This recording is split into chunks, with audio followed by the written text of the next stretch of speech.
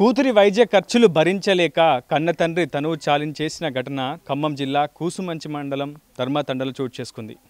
ఈ సంఘటన ఖమ్మం జిల్లా వాసులనే కాదు, తెలంగాణ రాష్ట్ర మానవ హక్కుల కమిషన్ను కూడా కదిలించింది. ప్రభుత్వమే స్వయంగా కదిలి వచ్చే పరశురాం కుటుంబ కన్నీటిని తూడ్చేలా చేసింది. స్వయంగా మంత్రి పొంగులేటి శ్రీనివాసరెడ్డి, ఎంపీ రఘురామిరెడ్డిలను కూడా చలింపజేసింది ఈ సంఘటన. ఒకవైపు ఊరంతా కలిసి వచ్చి పరశురాం కుటుంబానికి వెనుదన్నుగా నిలుస్తుంటే, సమాజం అంతా కలిసి వచ్చి ప్రస్తుతం పరశురాం కుటుంబానికి ఓదార్పునిస్తోంది. ప్రస్తుతం ఖమ్మం జిల్లా కూసుమంచి మండలం ధర్మతండలోని పరశురాం కుటుంబం వద్ద నేను ఉన్నాను. ప్రస్తుతం వారి ఇంటి వద్ద నేను ఉన్నాను, మీకు చూపించే ప్రయత్నం చేస్తున్నాను. సమాజంలోని ఎంతోమంది ప్రస్తుతం ఈ సంఘటనను చూసి చలించి వేసిందని చెప్పి కన్నీరు పెడుతున్నటువంటి సందర్భం కనిపిస్తుంది. ఎంతోమంది వివిధ ప్రాంతాల నుంచి తరలి వచ్చి పరశురాం కుటుంబం కన్నీటిని తుడిచే ప్రయత్నం చేస్తుంది. ప్రస్తుతం హైదరాబాద్ నుంచి కూడా కొంతమంది ఇక్కడికి వచ్చారు. ఈ ఘటనను అటు ప్రసార సాధనాల వల్ల తెలుసుకున్నటువంటి కావచ్చు, ఇతరత్ర అనేక మార్గం ద్వారా తెలుసుకొని ఈ విషయం తమను చలించి వేసిందంటూ కూడా ప్రస్తుతం ఆ కుటుంబానికి కొంత ఓదార్పునిచ్చే ప్రయత్నం కూడా సమాజం చేస్తోంది. ప్రస్తుతం హైదరాబాద్ నుంచి అలాగే వచ్చినటువంటి ఒక ప్రముఖ న్యాయవాది మనతో ఉన్నారు. అసలు ఆయన ఎందుకు వచ్చారు ఇక్కడికి, ఆయన మాటలను తెలుసుకునే ప్రయత్నం చేద్దాం. సార్, మీరు రావడానికి గల కారణం ఏంటి? ప్రస్తుతం పరశురాం కుటుంబాన్ని కూడా పరామర్శించారు. ఒక కుమార్తెకు వైద్య ఖర్చులు భరించలేనటువంటి ఒక దుస్థితిలో ఆయన ఈ నిర్ణయం తీసుకున్నట్లు మనకు ఊరంతా కూడా కలిసి వచ్చి చెప్తోంది. ప్రస్తుతం ఊరంతా కూడా ఆ కుటుంబానికి వెన్నుదన్నుగా ఉంది. సమాజం అంతా కూడా కొంత ఓదార్పునిచ్చే ప్రయత్నం చేస్తుంది. కానీ జరిగిన నష్టాన్ని మాత్రం ఎవరూ పూడ్చలేంది.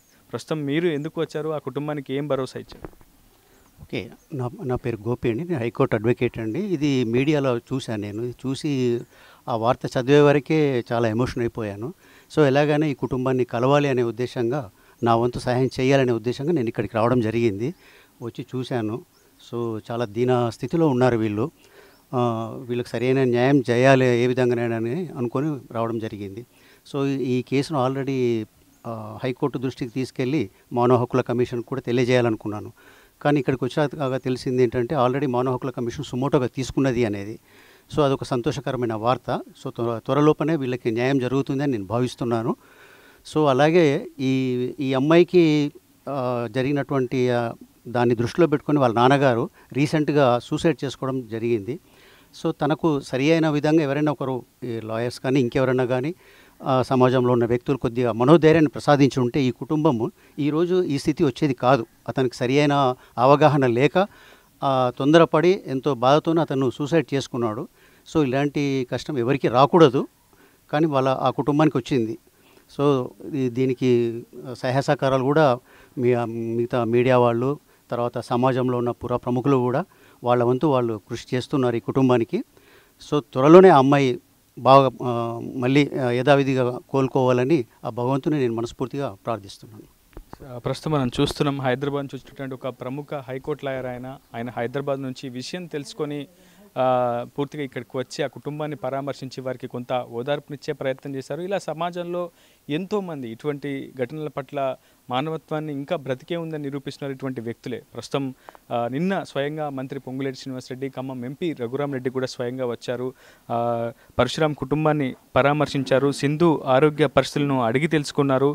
సింధుకు సూపర్ స్పెషాలిటీ వైద్య సేవలు అందిస్తామని ఒక హామీ ఇచ్చారు. ఇప్పటి వరకు కుటుంబం పెట్టుకున్నటువంటి ఆ వైద్య ఖర్చులన్నింటినీ కూడా సీఎంఆర్ఎఫ్ ద్వారా చెల్లించేందుకు తన వంతు ప్రయత్నం తాను చేస్తానని మంత్రి పొంగులేటి కూడా స్పష్టమైనటువంటి హామీ ఇచ్చారు. మరో 2 రోజుల్లో హైదరాబాద్ రావాల్సిందిగా ఆ కుటుంబానికి కూడా సూచనలు చేశారు. పూర్తి స్థాయిలో ఎక్కడెక్కడ ఏమేమి సహాయం అందాలో ఆ సహాయాన్ని అంతా కూడా ప్రభుత్వం తరపున రావాల్సినటువంటి సహాయాన్ని అంతా కూడా తాము అందిస్తామని చెప్పి స్వయంగా మంత్రి పొంగులేటి ఇంటికి వచ్చి వారికి కొంత భరోసానిచ్చే ప్రయత్నం చేశారు. ప్రస్తుతం లలిత కూడా మనతో ఉంది, సింధు తల్లి. ఆమెతో మాట్లాడించే ప్రయత్నం చేద్దామమ్మా. నిన్న ఏం జరిగింది? మంత్రి గారు వచ్చి ఏం చెప్పారు? మీకు ఎటువంటి హామీ ఇచ్చారు? సింధు ఆరోగ్య పరిస్థితి గురించి అడిగి తెలుసుకున్నారా? ఈ ప్రస్తుతం కండిషన్ ఏ విధంగా ఉందని చెప్పారు? మంత్రి గారు వచ్చిండండి, వచ్చి పాపకు చూసిండు. పాపకి ఏమైనా ఎంత బిల్లులు అయిందో అంత బిల్లు ఇప్పిస్తా అని అన్నాడు. పాపకైతే ఆ డాక్టర్ ఏదైనా బిల్లులు, మెడిసిన్ బిల్లులు అది ఏదైనా ఉంటే ఇప్పిస్తా అని అన్నాడండి. అది ధైర్యం ఇచ్చి ఇంకేమీ. మీరు ఏం చెప్పారు? ఇంకా మీకు జరిగినటువంటి కష్టం నష్టం ఏమని చెప్పారా? పెండింగ్ బిల్లులు ఏమైనా ఉన్నాయని చెప్పారా? పరశురాంకి సంబంధించి కొంత భూమి కూడా ప్రభుత్వ రికార్డుల్లోకి ఎక్కలేదని చెప్పి తెలుస్తుంది. దానికి సంబంధించి ఏమైనా మంత్రి గారి దృష్టికి తీసుకెళ్లే ప్రయత్నం? ఎక్కలేదండి. అప్పుడు ఫస్ట్లో భూమి ఎక్కాలని పట్టకు ఎక్కాలని 2-3 సార్లు కాదు 10 సార్లు కూడా తిరిగిన కూసుమిసిలో తిరిగితే ఎంఆర్ ఆఫీస్లో ఏమన్నారంటే ఆ సర్వే నెంబర్ భూమి ఖాళీగా లేదు, నీకు ఎక్కదు ఇక అని చెప్పారండి. చెప్తే మరి సర్వే పెట్టిస్తే వెళ్ళొద్దండి, ఎక్కువ భూమి ఎవరి కాడ ఉందో మాకు కూడా కావాలిగా, అందరికీ డబ్బులు పెడుతున్నారు, మాకు ఎందుకు పడట్లేదు, ఎప్పుడో తీసుకున్నా అని అంటే మాకు కొంచెం ఉన్నా అని మాకు లెక్క చేయట్లేదు అని కూడా అన్నాడు ఆయన. అని వాళ్ళు పంపుతలే సర్వే చేపిస్తా, ఎవరి కాడ ఎక్కువ ఉందో తీసి నీ పేరు వేపిస్తా అని అన్నారండి. అంటే ఆ అప్లికేషన్ పెట్టిన కూడా అక్కడ తీసుకున్నారు కూడా. మాకేం వస్తుంది అని ఇక అనుకోకుండా మా పిల్లలకి యాక్సిడెంట్ జరిగింది. నా కొడుకు ఏం స్పాట్లో అట్లా అయిపోయిండు. 3 సంవత్సరాలు అవుతుందండి, 2 వెళ్ళి 3 జరిగింది. ఇక బాధ నుంచి ఇక పాపకు పెట్టలేక ఇక ఎక్కడ అప్లికేషన్ ఇవ్వటానికి అసలు ఎక్కడ అసలు భూమి విషయం ఇక బోలే మేము తెస్తున్నాం, నెలకు 60,000 అవుతుంది, తెస్తున్నా పిల్లకే తెస్తున్నా పిల్లలు లేవాలి అని ఇక అదే బాధతోని ఇటు అటు పెట్టుకొని వచ్చినాం. ఇన్ని రోజు కోలుకొని వచ్చినాం కానీ కూలి నాలి చేసుకొని కష్టం చేసుకొని కౌలు భూమి చేసుకొని కూరగాయలు అమ్మి వెళ్ళగొట్టిన కానీ మళ్ళీ లాస్ట్కి నాకు కూడా ఏం చెప్పకుండా ఇక అమ్మటాయి నా లాస్ట్ చివరి మాటలు ఏమన్నాడంటే, అమ్మ నెలతా నేనైతే ఉండను, ఎన్ని రోజులు భరాయించుకుని వచ్చిన 2-3 కాదు 10 చోట్ల అడిగిన. ఆల్రెడీ 30 లక్షల అప్పులు ఉన్నాయి, ఇంత ఇసుదలో 70 లక్షలు 80 లక్షలు అయినాయి. ఇక నుంచి ఖమ్మం ఇంటికి తీసుకొచ్చినా ఇంత అవుతుంది. డాక్టర్ బిల్లు కూడా మనమే చేసుకున్నా, మెడిసిన్ బిల్లే 60,000 అవుతుంది. ఇక నా వల్ల కాదు, రోజు 2 ఏళ్ళు నేను ఏ కష్టపడితే వస్తుంది, నేను జాబ్ చేసినా ఏమని అన్నట్టే. ఇక అదే మాట అని ఫస్ట్లో 2-3 రోజులు అట్లా అన్నాడు. ఏం కాదు, మనకి దేవుడు ఉన్నాడు, మనం ఎవరైనా నేను ధైర్యం చెప్పినా ఇక మనసులో ఏమో చెప్తే నేను ఒక్కోసారి బీవీ డౌన్ పడి ఉంటా, నాకైతే తెలియదు కానీ పడతా అంట, నాకు ఏమీ చెప్పలే కడుపులో దాచుకొని, నాకైతే పాప దగ్గరనే వస్తాడు కానీ ఎక్కడితో తీసిపోలే. ఇక అట్లా చెప్పి లాస్ట్ చివరి మాట ఏమంటే, నెలతా నా వల్ల కాదు, ఇప్పుడు ఎన్ని రోజులు భరించుకున్నా, నా కడుపులో పేగులు బయటకు వచ్చింది, నాకైతే నాట్లో బలం లేదు, చేయాలని ఓపిక లేదు, బలం లేదు. ఫస్ట్ తిరగాలి, ఇట్లా అమ్మాలి, ఈ పని ఈ ఇంటి పని అని చేయలేను, పాప పని చేయలేను అని లాస్ట్ చెప్పిన. నేను మందు దాగి బావిలో దూకిసాను, వద్దు అని ఎంత మొత్తుకున్నా ఇక లాస్ట్ చివరి మాట అని లాస్ట్ మళ్ళీ ఏమన్నాడంటే, అక్కడ బల్లకడ మందు ఉంది, నీకు తాగాలని నీకు కూడా ఓపిక ఉంటే నువ్వు కూడా తాగు, ఇక దానికన్నా మనం తెచ్చేది ఏం లేదు, అసలు మనకి ఏం అసలు ఇన్ని రోజులు పెట్టిన ఆధారం అసలు ఏం అనిపించట్లేదు అని చెప్పిండండి. ఒక అచేతన స్థితిలో ఉన్న తన కూతుర్ని సాధారణ స్థితికి తీసుకొచ్చినందుకు పరశురాం అవిశ్రాంతంగా శ్రమించాడు. 2 ఏళ్ల పాటు కష్టపడ్డాడు.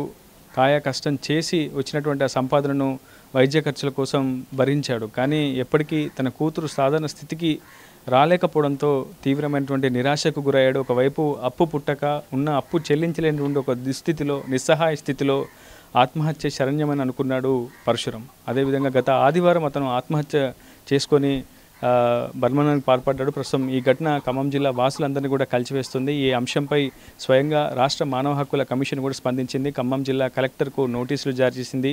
ఈ అంశంపై సమగ్రమైనటువంటి దర్యాప్తు చేసి ఆ తర్వాత నివేదికను అందజేయాలని కూడా మానవ హక్కుల కమిషన్ ఖమ్మం జిల్లా కలెక్టర్ని అయితే ఆదేశించింది. ప్రస్తుతం ప్రభుత్వ యంత్రాంగం కూడా ప్రస్తుతం ఈ అంశంపై లోతైనటువంటి దర్యాప్తు చేస్తుంది. ఎందుకంటే అసలు ఏ స్థాయిలో వీరి కుటుంబం ఆర్థిక పరిస్థితులను సమస్యలను ఎదుర్కొంటుంది, అదేవిధంగా పరశురాంకు సంబంధించినటువంటి కొంత వ్యవసాయ భూమి ఎందుకు ప్రభుత్వ రికార్డుల్లోకి ఎక్కలేదు, అతని ఆర్థిక పరిస్థితులు ఏంటి అనే అంశంపై, అదేవిధంగా సీఎంఆర్ఎఫ్కు దరఖాస్తు చేసుకున్న ఎందుకు ప్రభుత్వం నుంచి నిధులు మంజూరు కాలేదు, ఇలా అనేక అంశాలపై ప్రస్తుతం సమగ్ర దర్యాప్తును అయితే ప్రభుత్వ యంత్రాంగం చేస్తుంది. ఆ నివేదికను మానవ హక్కుల కమిషన్ కూడా అందించబోతుంది. ప్రస్తుతం స్వయంగా మంత్రి పొంగులేటి శ్రీనివాసరెడ్డి అంశంపై దృష్టి సారించారు. నేరుగా కుటుంబం వద్దకు వచ్చి పరిస్థితులను అడిగి తెలుసుకున్నారు. పరశురాం కుటుంబం కన్నీరు తుడిచే ప్రయత్నం చేశారు. ఖచ్చితంగా ప్రభుత్వం తరపున వ్యక్తిగతంగా తాను సాయం అందిస్తానని మంత్రి పొంగులేటి కూడా స్పష్టం చేయడంతో ప్రస్తుతం ఆ కుటుంబం కొంత ఆవేదన దిగమింగుకొని ముందుకు వెళ్తున్న పరిస్థితి. ప్రస్తుతం ఊరి యువత ఉన్నారు, కుటుంబ సభ్యులు ఉన్నారు, వారితో కూడా మాట్లాడించే ప్రయత్నం చేద్దాం. ప్రస్తుతం కండిషన్ ఏంటి, మంత్రి గారు ఇచ్చినటువంటి హామీ ఏంటి, ఆ పాపకు సంబంధించి వైద్య సేవలు అందిస్తామని చెప్పారా, ఇక్కడ ఎటువంటి ఏర్పాట్లు చేయబోతున్నామని చెప్పారా? నిన్న మినిస్టర్ గారు పాలేరు నియోజకవర్గం పొంగులేటి శ్రీనివాసరెడ్డి గారు మా సింధుని పరామర్శించడానికి రావడం మాకు చాలా ఆనందంగా ఉంది. మంత్రి వచ్చారు, హామీ ఇచ్చారు, నేను వైద్య ఖర్చులు ఎంతున్నా నేను భరిస్తాను, నేను ఇస్తాను, మీరు బాధపడకండి అనేసి మా అత్తయ్యకు ఒక ధైర్యాన్ని ఇచ్చారు. అది మాకు చాలా ఆనందం అనిపించింది. అలాగే మా మామయ్య గారు సాదా బైనామా ఉంది, దాన్ని రికార్డులో ఎక్కియాలి, నాకు ఒక పట్ట కావాలి, నాకు ఒక బీమా కూడా వస్తుందేమో అనే ఆవేదనతో చాలా పలుసార్లు ఆఫీస్ చుట్టూ తిరిగినా కూడా దానివల్ల ఉపయోగం లేకపోయింది. అది ఉన్నా కూడా ఈరోజు ఒక 5 లక్షలైనా బీమా అనేది క్లెయిమ్ అయ్యేది, కానీ కాలేదు. అది కూడా ఒక డిఫెక్ట్ లాగా అనుకుంటున్నాం.